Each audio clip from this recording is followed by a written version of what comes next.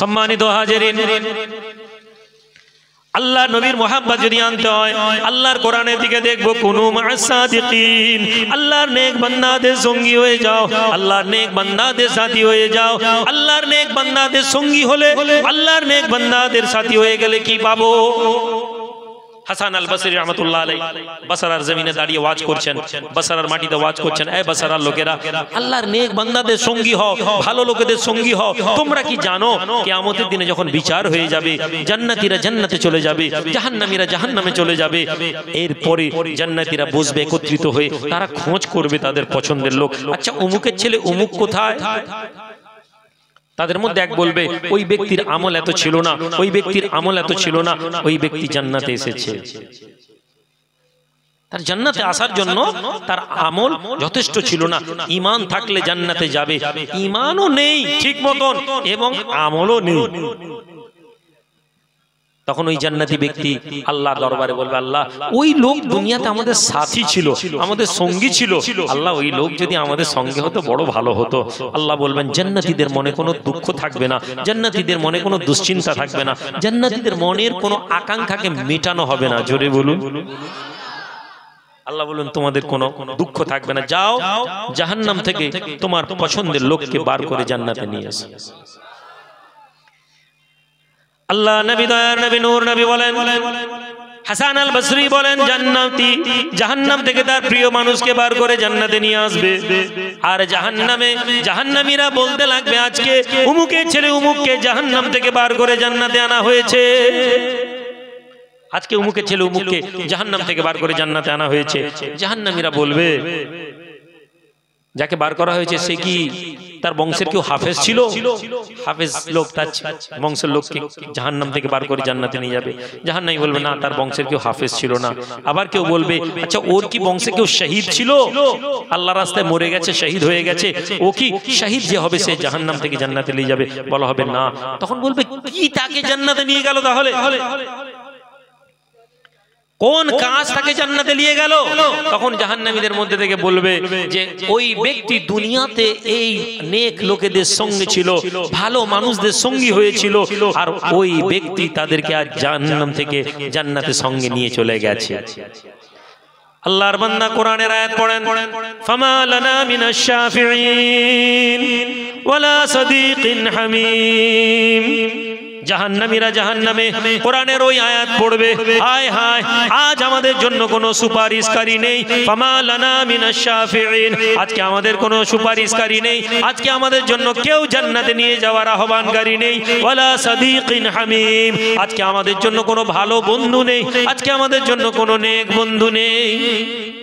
তাহলে আপনার জন্য আল্লাহর নেক বান্দারা সুপারিশকারী হবেন, আপনার জন্য নেক মানুষেরা যারা আপনাকে বন্ধু হিসেবে মেনে নিয়েছেন, আপনি নেক মানুষের যদি বন্ধু হয়ে যান তাহলেও আপনি জান্নাতে যাবেন। সম্মানিত হাজিরিন, কি করব তাহলে? কি নিয়ে থাকবো? তিনটা জিনিস নিয়ে দুনিয়ার জমিনে থাকুন, তিনটা আমল নিয়ে দুনিয়ার জমিনে থাকুন। তিনটা জিনিস হচ্ছে, নাম্বার এক, আপনি চেষ্টা করুন আপনার জীবনে আল্লাহর ব্যাপারে আপনার একটি ধারণা, যেখানে আপনি দিন এবং রাতে একবার হলেও আল্লাহর নাম নেবেন। আমার কোনো দুঃখ নেই, আপনি যদি ইয়া গাউস আল মাদদ বলেন, আমার কোনো দুঃখ নেই ইয়া গরিব নওয়াজ যদি বলেন, আমার কোনো দুঃখ নেই আপনি যদি ইয়া ওয়ারিস বলেন, কিন্তু আমার দুঃখ সারাদিনে আপনি একবারও ইয়া রাব্বাল আলামিন এ কথা বললেননি, আপনি সারাদিনে একবারও বললেননি আয় আমার রব, এ কথা বললেন না। এটা কষ্টের কথা। বুঝে যাচ্ছে না? বুঝে যায়নি? সারাদিন ইয়া গাউস বলেন, কোনো অসুবিধা নেই, কিন্তু আপনার রবের কথা আপনার সারাদিনে একবার মনে পড়লো না। আপনার মনে হয় না যে আপনার রব আপনাকে এই প্রশ্ন যদি করেন, বান্দা তুমি তো আমাকে দুনিয়াতে একবারও ডাকোনি, আর এরপরেই গরিব নওয়াজকে, এরপরে আল্লাহর ওলি বান্দা আব্দুল কাদের জিলানী রাহমাতুল্লাহ আলাইহি বলবেন, এই লোক আমাকে একবারও খোঁজ লায়নি, আপনি কি একে আপনার বন্ধু বলেন? আপনার মনে হয় কি আব্দুল কাদের জিলানী বলেন, আল্লাহ এ আমার বন্ধু? আপনি বলবেন, ভাইজান বলতে তো পারেন, হ্যাঁ বলতে পারেন, কিন্তু আপনার বিবেককেও তো আপনাকে জিজ্ঞেস করতে হবে। আব্দুল কাদের জিলানী সারা জীবন ইয়া রব্বি বলে গেলেন। আব্দুল কাদের জিলানী কাদেরিয়া তরিকার যে দোয়া আছে পীরানে পীর দস্তগীরের, সেখানে তিনি আল্লাহর কাছে ইয়া ইলাহি ইয়া ইলাহি ইয়া ইলাহি করে দোয়া চেয়েছেন। আল্লাহ আমার আল্লাহ আমার আল্লাহ আমার আল্লাহ বলে দোয়া চাইলেন। আব্দুল কাদের জিলানী তো তার দোয়াতে শুধু ইয়া রাসূলুল্লাহ করলেন না। তাহলে আপনার মুখ থেকে কেন ইয়া রব্বি ইয়া আল্লাহ ইয়া ইলাহি শব্দ আসছে না? আপনি হুজুর আসছে আলহামদুলিল্লাহ, আমি তো একবারও বলছি না যে আপনার আপনি ভুল আছেন, কিন্তু আমি বলছি যদি আপনার মুখ থেকে ইয়া রব্বি শব্দ আসে না, ইয়া ইলাহি শব্দ আসে না, তাহলে অভ্যাস করুন। আপনি একথা বলুন, হে আমার রব আমাকে সাহায্য করুন। আপনি একথা বলুন, হে আল্লাহ আমাকে আপনি ক্ষমা করুন। নবী মুসা কালিমুল্লাহ আল্লাহকে বলছেন, আল্লাহ আমার উম্মতের সবচেয়ে গুনাহগার লোককে আমি দেখতে চাই, সবচেয়ে খারাপ লোককে আপনাকে দেখতে চাই। আল্লাহর নবী রাসূল করিম সাল্লাল্লাহু আলাইহি ওয়াসাল্লাম বলছেন, মুসা নবীর দোয়াতে আল্লাহ বললেন, হে মুসা আগামীকাল সকালবেলা যে লোকটি সবার আগে শহর থেকে বেরিয়ে কাজে যাবে, ওই লোকটি আপনার উম্মতের সবচেয়ে খারাপ লোক। আল্লাহ নবী মুসা কালিমুল্লাহ রাস্তার মোড়ে দাঁড়িয়েন সকালবেলা, আমার উম্মতের সবচেয়ে নিকৃষ্ট মানুষ কোনটি? আমি মুসা তাকে দেখতে যাই। মুসা নবী দেখতে পান একজন মানুষ তার ছেলেকে কোলে করে নিয়ে হাঁটতে হাঁটতে হাঁটতে বেরিয়ে যায়। নবী মুসা দেখতে পান, আহারে আল্লাহর সবচেয়ে নিকৃষ্ট মানুষটাকে আমি চিনতে পারলাম। ওই ছেলেটি কি জানে তার বাপ আল্লাহর জমিনের সবচেয়ে খারাপ মানুষ? মুসা নবীর মন খারাপ হয়ে গেল, বাচ্চাটাকে দেখে আরো বেশি খারাপ হয়ে গেছে। আরে এই ছেলে কি জানে তার বাপ জমিনে সবচেয়ে খারাপ লোক? মুসা নবী এসেছেন মন খারাপ, আবার আল্লাহর দরবারে হাত তুলেছেন, আল্লাহ সবচেয়ে নেক লোকটাকে, আপনি যে লোকটাকে সবচেয়ে বেশি ভালোবাসেন, আল্লাহ ওই লোকটাকে দেখতে চাই। আল্লাহ পাক বলেন, মুসা আপনি রাস্তায় দাঁড়িয়ে যান, শহরের সবচেয়ে আগে যে লোকটা শহরে প্রবেশ করবে ওই লোকটাকে আমি সবচেয়ে বেশি ভালোবাসি। নবী মুসা দাঁড়িয়ে আছেন, কে লোক আসে? সবার আগে নবী মুসা দেখছেন ওই লোকটার ছেলেকে কোলে করে নিয়ে হেঁটে আসে। মুসা নবী অবাক, আল্লাহ সকালবেলা যে ব্যক্তি সবচেয়ে নিকৃষ্ট, সন্ধ্যেবেলা এই ব্যক্তি সবচেয়ে মোহাব্বতের হয়ে গেল। আল্লাহ আপনার মাসলেহাত তো আমি মুসা বুঝতে পারছি না, আপনি যদি বলে দেন। আল্লাহ বলছেন, মুসা শোনো, হে উপস্থিতি শোনো, ঈমান আল্লাহর প্রতি ইয়াকিন অন্তর থেকে আনার নাম। কেউ তোমার সাহায্যকারী হবে না, নবীর থেকে বড় কেউ লোক নেই।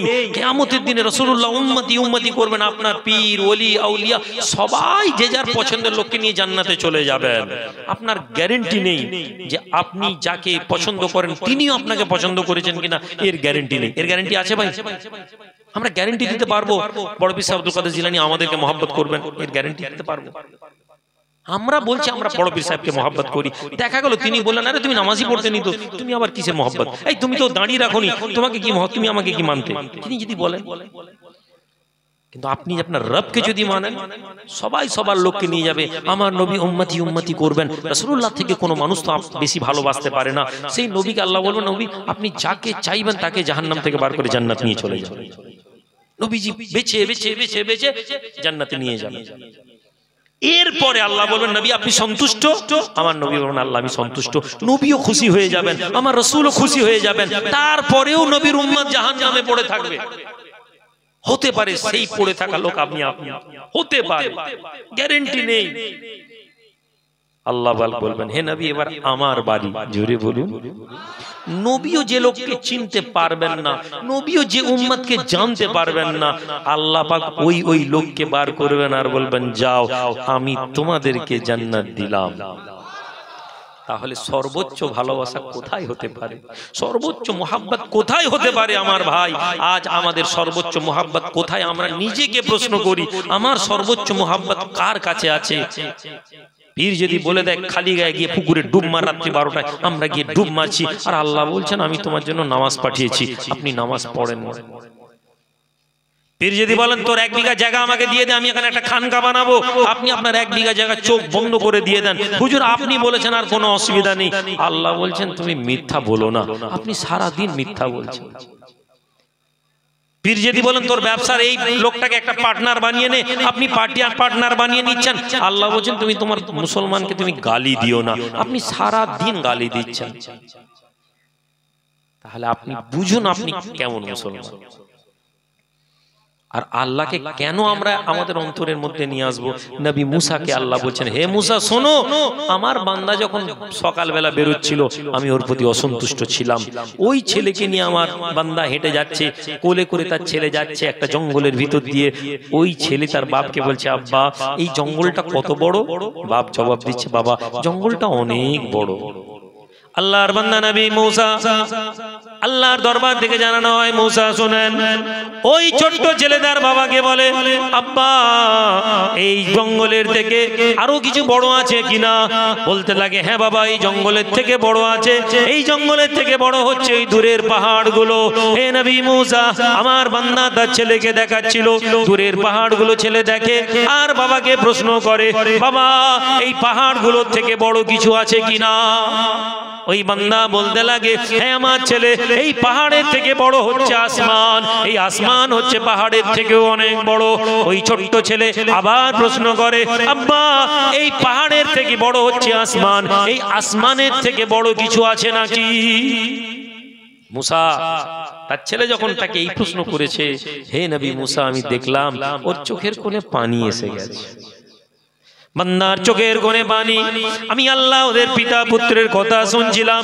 হে নবী মুসা, ওই ছোট্ট ছেলেটি তার বাবাকে যখন জিজ্ঞেস করে, বাবা আপনার এই পাহাড়ের থেকে এই আসমানের থেকে বড় কিছু আছে কিনা? ওই পিতার চোখে কোণে পানি।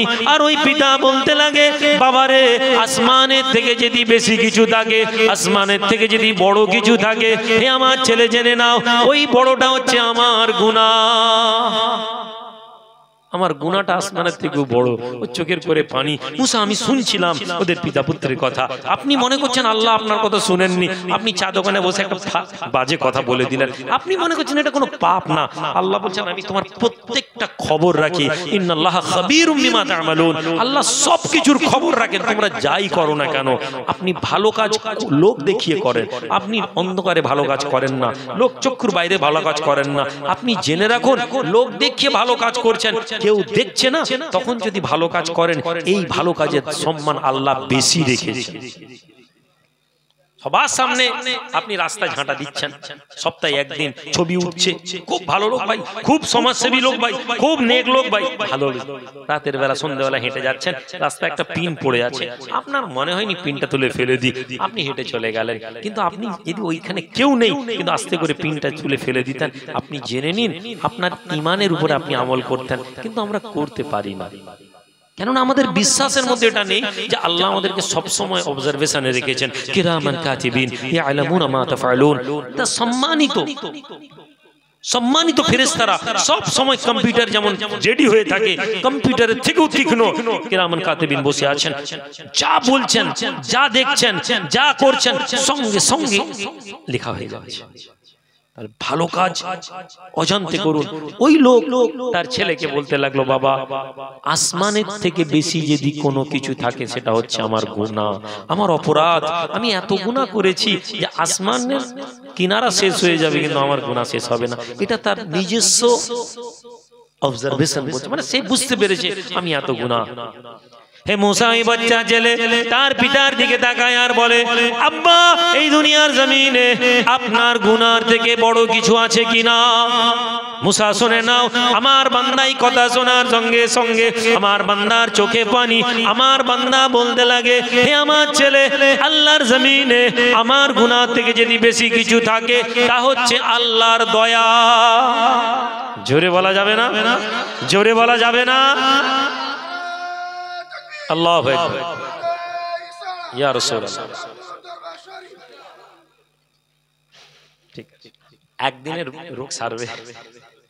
আমি বিশেষ করে সত্যি কথা বলতে সব জায়গায় দাওয়াত দিতে চাই না, কেননা আমরা না ওই যে বললাম সত্য কথাকে অ্যাকসেপ্ট করার মেন্টালিটি আমাদের মধ্যে নেই, আমাদের মধ্যে নেই। আমরা মনে করছি আমি যা সবাই আমাকে তাই ভাবুক। আমি মনে করি সবাই পীরপন্থী হয়ে যায়, আমি মনে করি সবাই তাবলীগপন্থী হয়ে যায়, আমি মনে করি সবাই আহলে হাদিসপন্থী হয়ে যায়। মানে আমি যা সেটাই মনে করি, সবাই সেটা হলেই ঠিক আছে। আমার বিরুদ্ধে যদি কেউ থাকে আর তাকে যদি বলা হয় ধর্মটা ভাই অনেক বড়, এর চেয়েও বড়, দুশ্মন। কথা বুঝতে পেরেছেন জি? আমার আলোচনার শেষ লগ্নে আমি এসেছি ভাই। আমি ছোট্ট করে, আমি আগেই বলেছি যে আমি একদম বেশি সময় দিতে পারবো না। তারপর আজকে অ্যাকচুয়ালি একটা প্রোগ্রাম নিয়ে একটু গন্ডগোল হয়ে গেছে, একটা টাইমিংস নিয়ে একটু সমস্যা হয়ে গেছে। তো আমি কমিটির লোককে বলেছি যে 10টা 10-15 করে আমাকে ছেড়ে দেন। তো আমাদের এই মজলিসে, আমাদের এই জীবনে আমাদেরকে আল্লাহ পাকের প্রতি আমাদের পূর্ণ আস্থা, পূর্ণ বিশ্বাস, পূর্ণ ইয়াকিন আমাদেরকে রাখতে হবে। সকাল এবং সন্ধ্যাবেলা আল্লাহর নাম নিতে হবে, আল্লাহর প্রশংসা করতে হবে। ইয়া আইয়ুহাল্লাযিনা আমানু যকুরুল্লাহ, ইয়া আইয়ুহাল্লাযিনা আমানু যকুরুল্লাহ যিকরান কাসীরা। হে ঈমানদাররা, তোমরা আল্লাহর জিকির করো সকাল এবং সন্ধ্যা। ওয়াসাব্বিহুহু বুকরাতাও ওয়া আসীলা। সকাল এবং সন্ধ্যা আল্লাহর জিকির করো, আল্লাহর নাম নিন, সুবহানাল্লাহ পড়ুন, আলহামদুলিল্লাহ পড়ুন, আল্লাহু আকবার পড়ুন, তাসবিহ পাঠ করুন। নাম্বার 2, নবীজির ব্যাপারে পূর্ণ বিশ্বাস রাখুন যে আমার নবী আমাকে ভালোবাসেন। নবীর কোনো কথা যদি শুনেন, কেউ যদি বলে রাসূলুল্লাহ এটা বলেছেন, হাদিসের মধ্যে আপনি চান, সেটাকে মনে প্রাণে ভালোবাসুন। হতে পারে আপনি এই যে বললাম দাড়ি রাখেননি, আপনার ভেতরে গিল্ট ফিল হওয়া চাই। সব সময় আপনার মনের মধ্যে এই আকাঙ্ক্ষা রাখতে হবে, আপনার মনের মধ্যে এই লড়াই রাখতে হবে যে আমাকে দাড়িটা রাখতেই হবে, আমি একটা অপরাধী। এই ফিলিংস যদি আপনার না আসে, আপনি নবীর মোহাব্বত বলতে পারেন না, নবীর মোহাব্বত বলতে পারেন না। আমি খারাপ ভাবে নেবেন না, আপনি আমার সাথে উঠা বসা করার চেষ্টা করুন। আল্লাহ চাইলে আপনি দাঁড়িয়ে রাখবেন। আমি আপনাদেরকে একটা সমীক্ষা বলছি, আপনি আমার সাথে ওঠা বসা করা যত ইয়াং ছেলে, আপনি খেয়াল করে দেখবেন, আমি যখন কোনো জায়গায় যাই, যারা আমার আশেপাশে ঘুরে, আমি 100% তো বলি না, 90% ছেলেকে আপনি দাঁড়িওয়ালা পাবেন। বলি সুবহানাল্লাহ। কেননা আমি এটার উপর অনেক বেশি ছেলেদেরকে আহমিয়ত দেওয়াই, আমি অনেক বেশি ছেলেদেরকে এটা বলি, আপনাদেরকেও বলবো চেষ্টা করুন দাঁড়িটা রাখার চেষ্টা। এখন তো দাঁড়ি ফ্যাশনে এসে গেছে, এখন তো সবাই দাঁড়িয়ে রাখে, ফলে আপনার তো দাঁড়িয়ে রাখার কোনো লজ্জার জায়গাই নেই।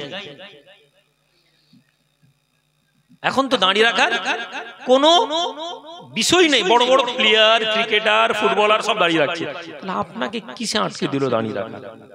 দাঁড়িয়ে আর টুপিটা আমার পেহচান, দাঁড়িয়ে আর টুপিটা আমার পেহচান, দাঁড়িয়ে আর টুপিটা নবীর গোলামদের পেহচান। জোরে বলুন। নাম্বার 2, আপনি এই কাজ করুন। নাম্বার 3, মিজান এসে গেছে মাশাআল্লাহ। তাকবীর, নারে তাকবীর, নারে তাকবীর, নারে তাকবীর। জনাব হাফেজ মাওলানা মিজানুর রহমান সাহেব, জনাব হাফেজ মাওলানা মিজানুর রহমান সাহেব মাশাআল্লাহ। আমাদের শ্রীরামপুর মাদ্রাসা, খারিজি মাদ্রাসা, শ্রীরামপুর মাদ্রাসা দুটো মাদ্রাসা, একটা এমএসকে আছে আপনারা জানেন, এর সাথে একটি খারিজি বিভাগ। খারিজি বিভাগ বলতে যেখানে কোরআন হাদিস হিফজের মাওলানা পড়ানো হয়, সেই প্রতিষ্ঠান করা হয়েছে।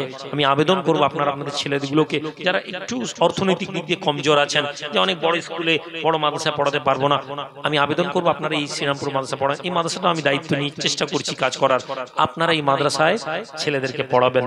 মাওলানা মিজানুর সাহেব, আপনাদের এলাকার ছেলে, রমজান আসছে, একটু সহযোগিতা করার চেষ্টা করবেন। এখানে তাদেরকে একটু অর্থ সম্পদ, আপনাদের যাকাতের, আপনাদের ফিতরার যে পয়সাগুলো হয়, আপনারা একটু সহযোগিতা করবেন। এবং আমি আপনাদের কাছে দোয়া চাই, আপনারাও আমার জন্য দোয়া করবেন। আল্লাহ পাক আমাদের সকলকে ভালো রাখেন। নাম্বার 3, হুসনে আখলাক জীবনে আনুন। কাউকে হারানোর দরকার নেই, কাউকে হারানোর দরকার নেই, কাউকে ভুল প্রমাণ করার দরকার নেই। হুসনে আখলাক নিয়ে আসেন। আমাদের সভাপতি সাহেব এসে গেছেন, তো কাউকে হারানোর কোনো প্রয়োজন নেই। আপনার যদি মনে হয় এই লোক ভালো লোক, আপনি ভালো, এই লোক খারাপ লোক, আপনি চুপ করে যান, আপনি পিছিয়ে যান, কিন্তু আত্মসমালোচনা করতে শিখুন, পর সমালোচনা থেকে বেঁচে যান। মুসলমান আত্মসমালোচনা ভুলে গেছে, আমার মধ্যে এত ভুল আছে যে আমি এগুলো শেষ করতে পারি না, অথচ সামনের লোকের 1000টা ভুল দোষ ত্রুটি দেখছি। এটা করা যাবে না। আল্লাহ পাক আমাদের সকলকে একজন ভালো মুসলমান হওয়ার তৌফিক দেন, ভালো মুমিন ইমানদার বান্দা হওয়ার তৌফিক দেন, এবং হুসনে আখলাক এবং নেক আমল করার তৌফিক দেন। আসসালামু আলাইকুম ওয়া রাহমাতুল্লাহি ওয়া বারাকাতুহু।